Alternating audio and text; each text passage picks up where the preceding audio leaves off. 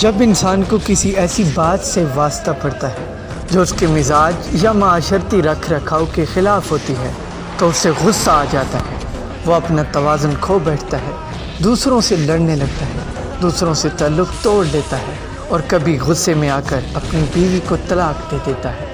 اس لیے اللہ تعالیٰ چاہتا ہے کہ انسان غصے پر قابو پانے کے لیے اپنے اندر مضبوط قوت ارادی پیدا کرے تاکہ ان وجوہات پر غور کر سکے جن کی وجہ سے وہ غصے میں آ جاتا ہے۔ جذبات اور غصے میں آنا مسائل کا حل نہیں بلکہ مسائل کو بڑھا دیتا ہے۔ اس لیے اسلام چاہتا ہے کہ انسان ٹھنڈے دل اور دماغ اور حکمت عملی سے مشکل صورتحال کو حل کرنے کی کوشش کرے۔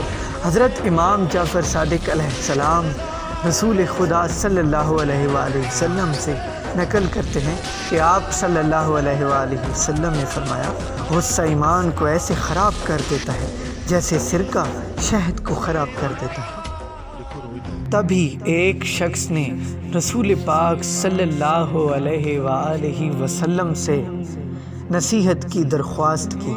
آپ صلی اللہ علیہ وآلہ وسلم نے فرمایا، جاؤ بس غصہ نہ کرنا۔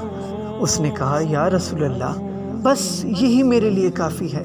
یہ سن کر وہ شخص اٹھ کر چلا گیا۔ جب وہ اپنے قبیلے میں پہنچا تو دیکھا کہ اس کے قبیلے والے دوسرے قبیلے کے ساتھ جنگ کے لیے تیار بیٹھے ہیں۔ اس نے جوش و جذبے میں اسلحہ اٹھایا اور جنگ کے لیے تیار ہو گیا۔ کچھ دیر کے بعد اسے رسول خدا صلی اللہ علیہ وآلہ وسلم کی نصیحت یاد آ گئی کہ اللہ کے رسول نے تو مجھے غصہ کرنے سے منع فرمایا تھا۔ یہ نصیحت یاد آتے ہی وہ اپنے مخالف قبیلے والوں کے پاس گیا اور ان سے کہا کہ اگر ہمارے آدمی نے تمہارے کسی آدمی کو زخمی کیا ہے یا قتل کیا ہے یا مارا پیٹا ہے تو اس کی دیت میں اپنے ذاتی مال سے ادا کرنے کو تیار ہوں تاکہ ہمارے درمیان میں چاہتا ہوں جھگڑا ختم ہو جائے۔ دوسرے قبیلے والوں نے دیکھا کہ یہ ایک بہادر شخص ہے اور یہ کسی ڈر اور خوف کی وجہ سے نہیں بلکہ اس کے اعلیٰ مقصد کی خاطر یہ پیشکش کر رہا ہے، تو انہوں نے بھی اس کے تجویز مان لی اور اپنے حق سے دستبردار ہو گئے۔ اس طرح دونوں قبیلے صلح آپس میں کرنے لگے۔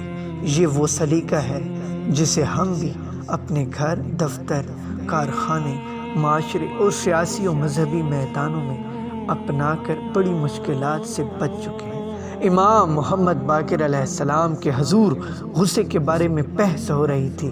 آپ علیہ السلام نے غصے کو برے نتائج بیان کرتے ہوئے فرمایا کہ جب آدمی کو غصہ آتا ہے تو اس وقت تک ٹھنڈا نہیں ہوتا جب تک وہ خود کو جہنم کا حقدار نہ بنا دے، کیونکہ انسان جب غصے سے بے قابو ہو جاتا ہے تو ایسے کلام یا ایسی باتیں کرتا ہے جو اسے دوزخ میں پہنچانے کا سبب بنتی ہیں۔ جب کسی شخص کو غصہ آئے تو اگر وہ کھڑا ہے تو فوراً بیٹھ جائے تو شیطان کے فریب سے بچ جائے گا۔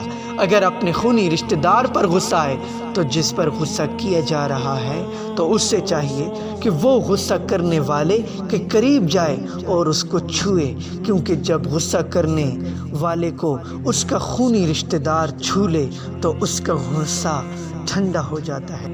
امام جعفر صادق علیہ السلام فرماتے ہیں کہ غصہ تمام برائیوں کی کنجی ہے۔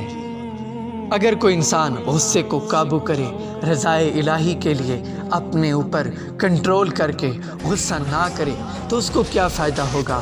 حضرت امام جعفر صادق علیہ السلام فرماتے ہیں، جو شخص اپنے غصے پر قابو پا لیتا ہے خدا اس کے عیب چھپا دیتا ہے، خدا اس کے عیب چھپا دیتا ہے۔